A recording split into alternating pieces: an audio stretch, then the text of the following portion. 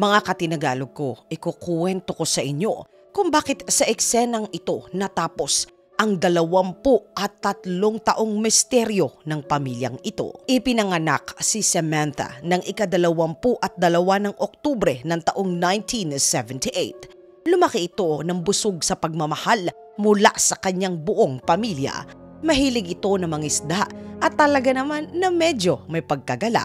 Madalas itong pumasyal at magpunta sa mga bago na mga lugar.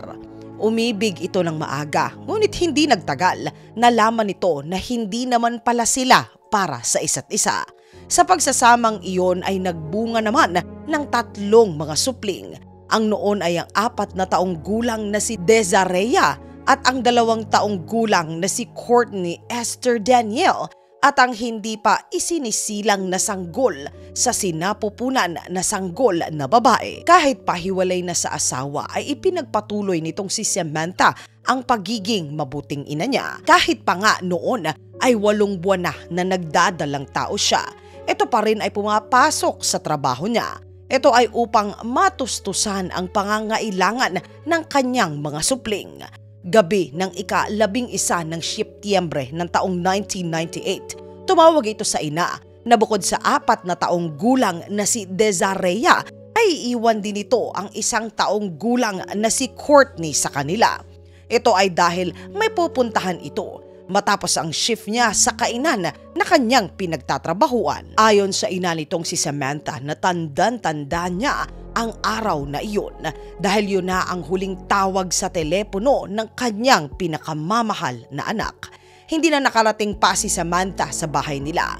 Tarantang inireport ng ina nito ang pagkawala ng kanyang anak sa otoridad. Sa loob ng 23 mga taon na natiling misteryo kung saan na nga ba napunta ang mag-iina.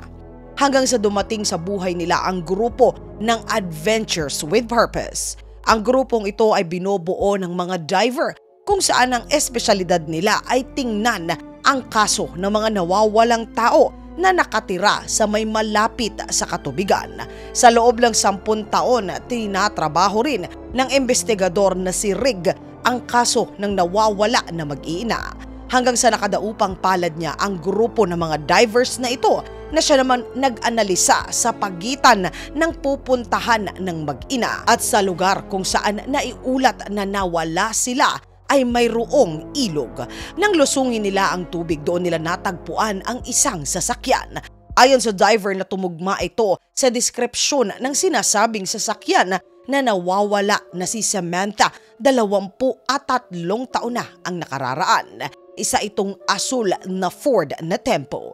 Agad na tumawag ng otoridad ang mga diver at ito na ang eksena na tumapos sa 23 taon na paghahanap nila sa mag-iina na sila Samantha. Sa loob ng sasakyan may natagpo ang mga labi na siya namang dinala agad sa laboratorio upang ito ay masuri.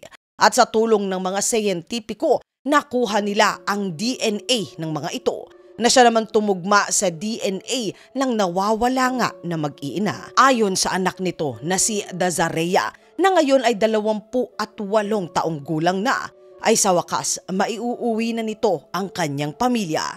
Ito ay sa tahanan nila at maisasara na ang puwang sa puso niya ang katanungan kung nasaan na napunta ang kanyang ina at kapatid, ang kanyang buong pamilya. Sa wakas, naihimlay na ng payapa ang mga kapatid niya at ina. Mga katinagalog ko, ano po ba ang mas masakit para sa inyo? Ang maiwan na lamang ng basta-basta o ang malaman na pumanaw na ang tao na sa iyo ay pinakamahalaga? Isulat po ang inyong saloobin sa comment section sa ilalim at sama-sama naman po na ito ay ating babasahin. Ang may pinakamaganda at nakaaantig na sagot po ay mananalo ng 100 GCash load. Mga katinagalog ko, maraming salamat po sa pagsama ninyo sa segment natin sa araw na ito.